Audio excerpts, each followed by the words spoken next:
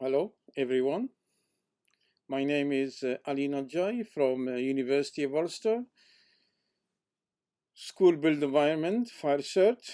My presentation title is about experimental and numerical investigations on steel columns subjected to traveling fires in large compartments. The response of structures subjected to fire is dependent on the fire exposure conditions.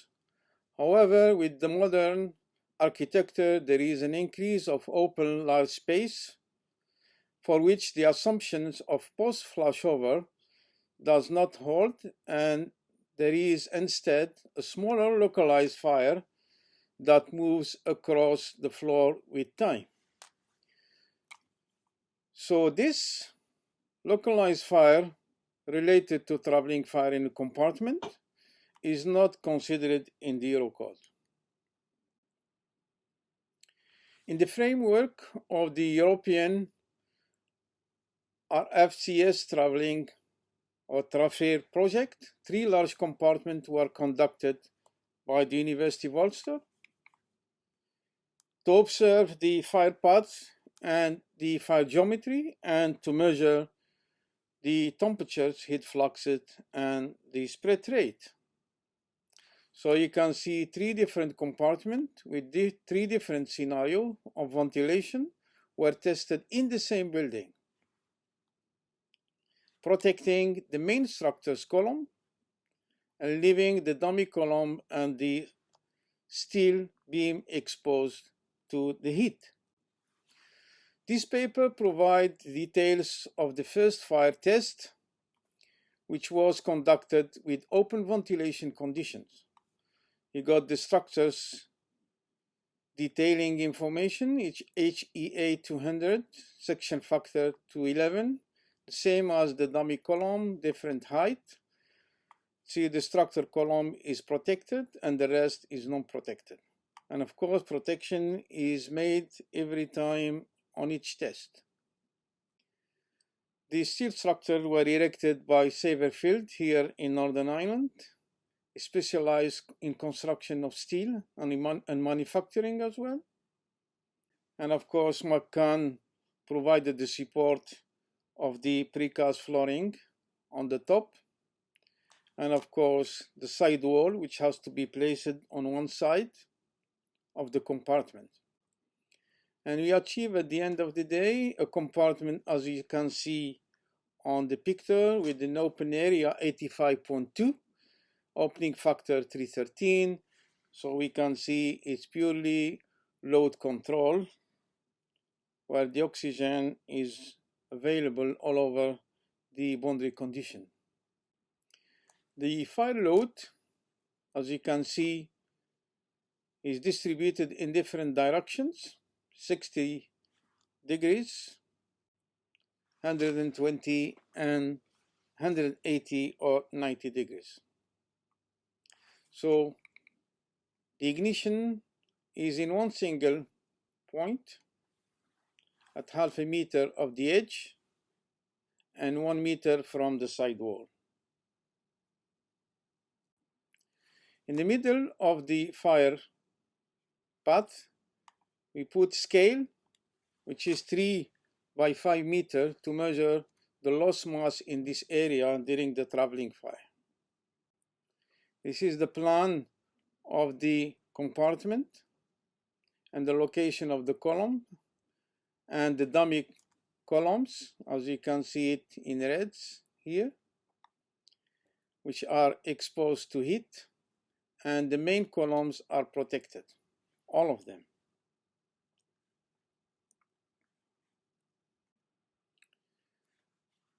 So the temperature are distributed in different zones, as you can see in thermocouple trees,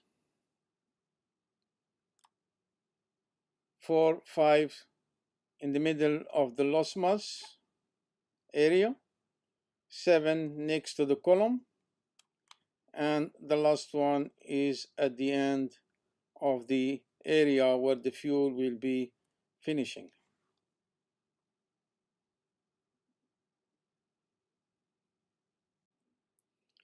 thermocouple 3 placed next to the column at different level, adding to that the thermocouple on the steel section at different level in different position on the flanges and the web.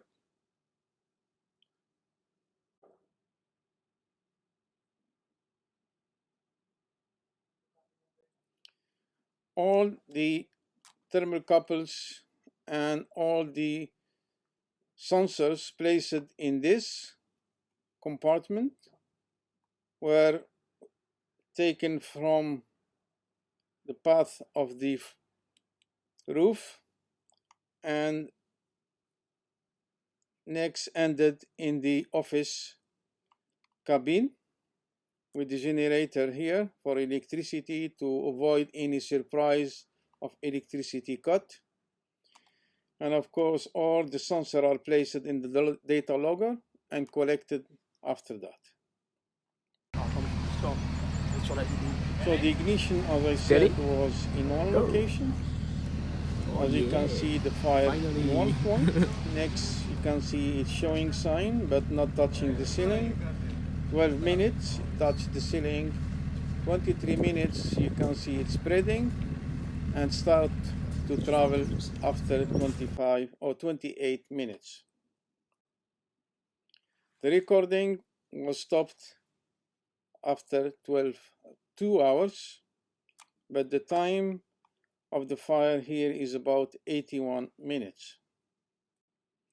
You can see here we recorded the temperature path of every layer at different levels from the thermocouple 3 to the end thermocouple 3 number 8. So we can see at 30 minutes the temperature is controlled at the thermocouple 3 number 4, and by the time on each side, whenever the flame is engulfed at that thermocouple 3, you can see the temperatures at 45 it's in the thermocouple 3.5, and at 60 minutes is at the thermocouple 3.7, and of course thermocouple 3.8, you can see the temperatures is higher compared to the previous one. So at 75 and 81 minutes, it means that all area is engulfed in fire for this duration and gives the same temperature in the thermocouple 3s. Same thing, the gas temperatures at every level for every thermocouple 3. It shows the same pattern as you saw it before. Higher at the one engulfed and cooler on the others, and whenever it goes next to the thermocouple 3, you can see the temperature rises and the others start to cool, and so on. The steel temperatures recorded, as you can see here, on the column near the thermocouple 3.5 and near to the thermocouple 3.7. You can see is more heat on the thermocouple 3.7 due to the accumulation of heat coming from starting of the ignition to the end. And you can see the thermocouple recorded in the steel columns next to the thermocouple 3.5 and next to the column thermocouple 3.7. You can see at 40 minutes when the fire is on the side on the thermocouple 3.5. You can see the temperatures is about 400 and something. And in the other side, it's cooler.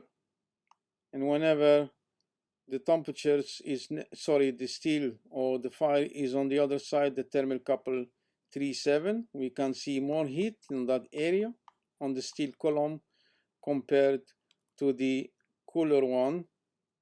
But we can see the cooler one still hot as well, which is temperature beyond 300 degrees Celsius. And of course, you can see the strength of the steel will be affected on both sides.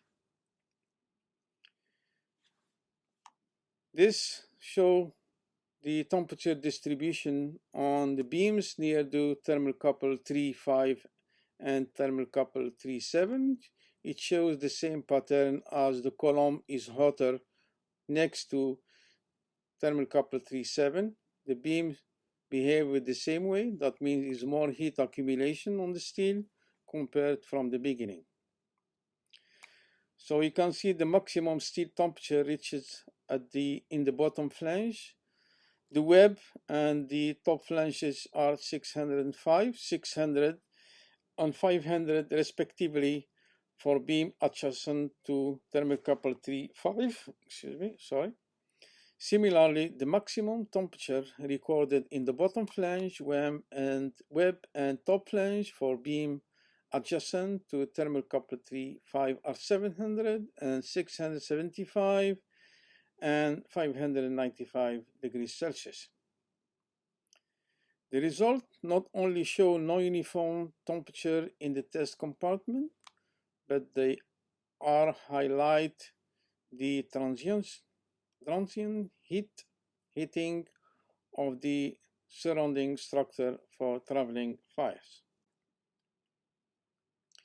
The mass loss recording in kilogram per second is the variation of the solid fuel mass during the combustion process. It is possible to deduce the rate of heat release from the mass loss rate since the two parameters linked by equation 1 and 2, HU being the net calorific value of the fuel megajoule per kilograms, and M being the combustion factors considered equal to 0.8 following Eurocode 1. The heat release rate in kilowatt obtained by derivative of the mass loss using time step 600. The filtered heat release rate obtained with smoothing parameters 10 and 20.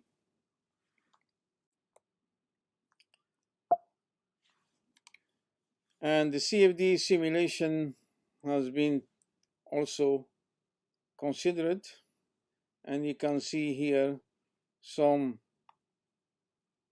comparison of the steel temperature recorded at 5 different levels of the column next to TRL7, thermocouple 3.7, are compared with numerical results. In first simplified step, the CFD output thermocouple was used to evaluate the related steel temperature using increment formula from the EN 199312. And we can see some good correlations between the FDS and the test measurement and Saphir.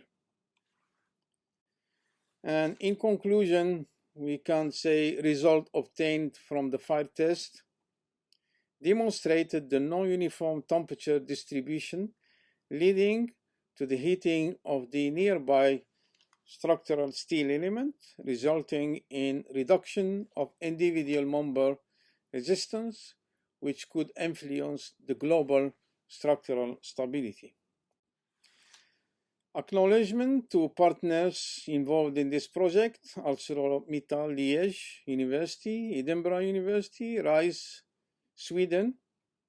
Also, I have to give big acknowledgement to the supporting partners to Vassart, different companies: Shin Timothy and Sons Ltd, FP McCann Saverfield, and Crossfire Ltd. After fire, all the fuel consumed is gone except the location of the ignition. We checked all the cabling, no failures, all the connection, no failure, in order to make sure the second test will be safe to run it. Thank you very much for your attention. If you don't have any questions, please ask. If time is not suited, you are free to send me emails. Thank you very much.